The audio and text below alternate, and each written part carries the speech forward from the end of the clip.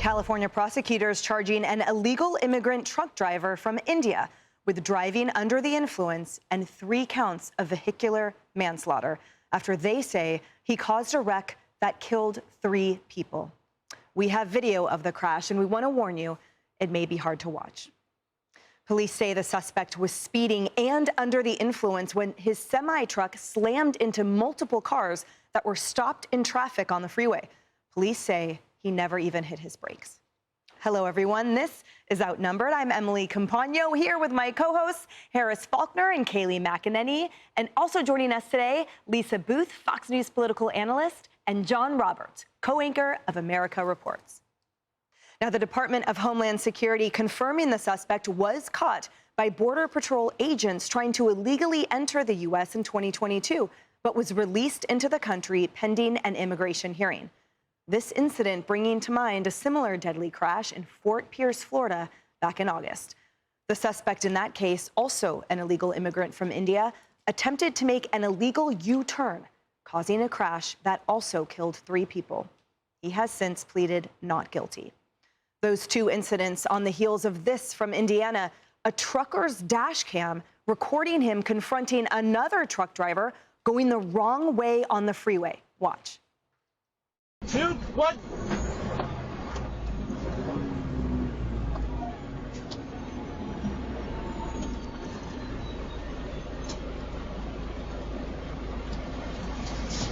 What are you doing?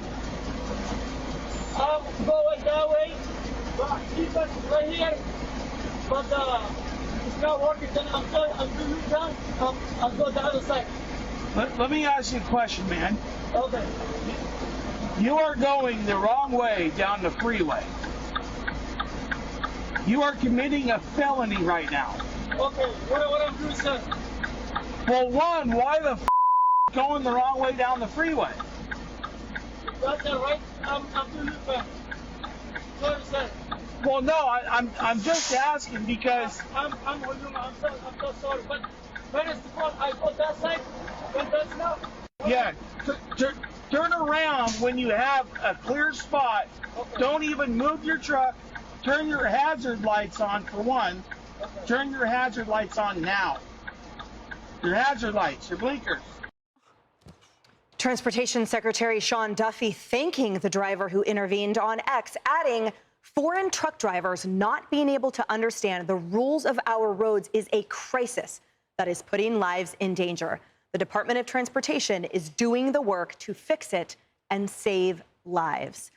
John Roberts, isn't this the whole point, that it is about saving lives? I mean, this is the whole point, too, is that when you're driving down the interstate, and how many of us have driven down the interstate covering a political campaign or just going to work or whatever, and you're on the road like Highway 81, let's say, down in the western part of Virginia, truck after truck after truck after truck coming right up beside your car, you're passing them, they're changing lanes. You want to believe that each and every one of the people in those trucks has taken the training necessary to be able to safely handle those trucks. And then you see incidents like this. And don't forget the one, I believe it was earlier in California, where the Chinese driver, the same way that happened in California with this Indian illegal alien, drove into the back of a couple of cars and killed a couple of people as well. We talked to Kevin Stitt, governor of Oklahoma, a couple of weeks ago on our program. They had a sting operation at one of their interstate checkpoints in which they stopped all these trucks and they looked for driver's licenses. 20% of the CDLs that they looked at were invalid. They also seized 120 illegal aliens during that sting operation. So if you think that 20% of the trucks on the road are being driven by people who have invalid licenses, what is the overall risk here in America? It's crazy. And it's absolutely frightening, Kayleigh, as John describes, 20% are invalid. The trust that we all employ on a daily basis, the trust we have as we get into our cars and drive thinking the driver next to you, in front of you, and behind you will be safe, will be sober, is valid, is legal, etc. And to learn that such a high portion have totally obliterated that trust with fatalities as a consequence. And then you have politicians like Gavin Newsom saying that to argue this, to bring it up, is racist.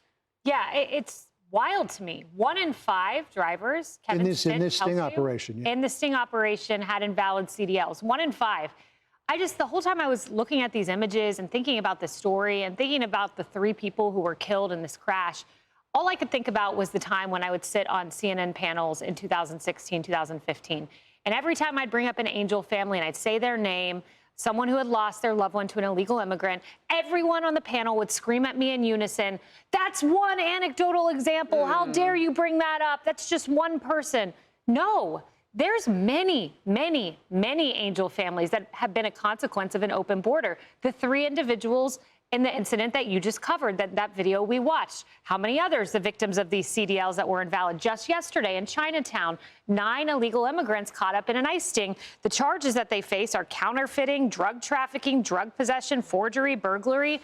Meanwhile, in Chicago, this is all in 24 hours, this happens, by the way. In Chicago, an illegal immigrant they're seeking took a 54-year-old woman, dragged her off the street, raped her violently in an alleyway, banged her head against the concrete. She lost consciousness and was only found by a food truck driver when she was running around the streets of Chicago naked afterwards. There are so many Angel families. That's just in 24 hours. And I think about the consequences of all the talking heads who ad nauseum ignored the stories of people like Sabine Durden, who lost her son. And I think about the people like President Trump, who has elevated these families, elevated these stories, and saved countless lives because of it. And I want to focus on sort of the media's, with you, on the media's focus, the narrow aperture they have on the English-speaking requirement. Again, reducing all types of criticism or acknowledgement that the safety of the roads depends on an understanding of the rules and the English signs that we have. The wrong way on a freeway, I'm not quite sure why acknowledging this issue, this crisis, as the secretary says, is somehow put into a racist and prejudiced box. Have you ever tried to drive in a different country? It can be really scary. And then you look at places like India, where this illegal immigrant is from. It's chaos on the roads there, right? They drive on the different side of the road, a different side of the car as well. So just on a base level, you can see how that's dangerous from what Secretary Duffy is saying.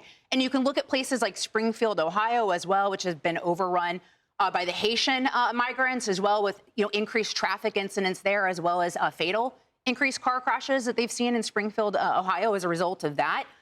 And then beyond this, I think Governor Gavin Newsom has to answer for this. How did this illegal alien get a commercial driver's license?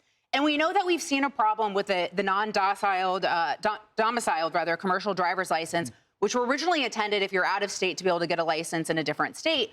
But under the Biden administration, we saw this influx of illegal immigrants. You've had work status given out to certain of them, sort of the changing of the legal status for asylum seekers and elsewhere, and then illegal aliens being able to obtain some of these driver's licenses. And Secretary Duffy has tried to crack down on that by ramping up penalties for drivers who can't speak English. He's also singled out California, withheld funding as well. But this is a big problem, and I think it's very easy for viewers to understand why this is dangerous. Yeah. Harris, when my grandparents immigrated here, my grandfather never spoke English.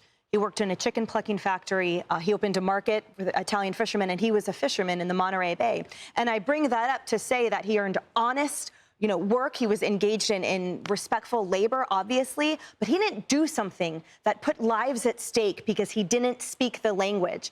He accepted that fact and was a contributing member of society without endangering Americans. Yeah, and on my mom's side, our family was from Haiti. So when you said Haitian, I mean, I'm listening attentively because, there is that sort of push against, well, how do you even get a commercial driver's license? And did he actually pass the test, or did he do it the right way? Like, I have a lot of questions about that because our families did do it the right way, Emily. But at the heart of this, though, you ask an important question, that part about race, playing the race card. That's just one of the many reasons in a sanctuary state jurisdiction that they want to flex so that they don't have to hold the people accountable that they would rather protect than their own citizens. I think it's on full blast now. I think we see this, and it's very open. So what's going to happen to this guy? He's facing a felony, and thank the good Lord for that other driver. He saved lives, probably including his own, by stopping that driver. I mean, think about that. Accommodation for him. I mean, shout his name if you shout anybody's today. But the other driver, there are many of those on the road. And so that means everybody becomes a defensive driver now against the unknown, and they'll probably get off too because of the politics being played. And yes, the race card is part of it. Sean Duffy once told me, right after he became Secretary of Transportation, everything with Trump is all hands on deck. The ICE situation is also a transportation situation, right? We know that they find sex-trafficked children and women in vehicles. but it's also finding drivers who shouldn't be on the roads. It really is, under this administration, all hands on deck. And let's not Great forget the point. part of the story, too, that he was allegedly DUI and under the influence of, drugs as well. So how did that part of the story come together? And why is somebody who's driving a big rig like that going out, getting drunk, doing drugs, and then getting on the road? Multiple felonies, I see. Multiple layers of such a tragedy. I'm Steve Doocy. I'm Brian Kilmeade. And I'm Ainsley Earhart. And click here to subscribe to the Fox News YouTube page to catch our hottest interviews and most compelling analysis.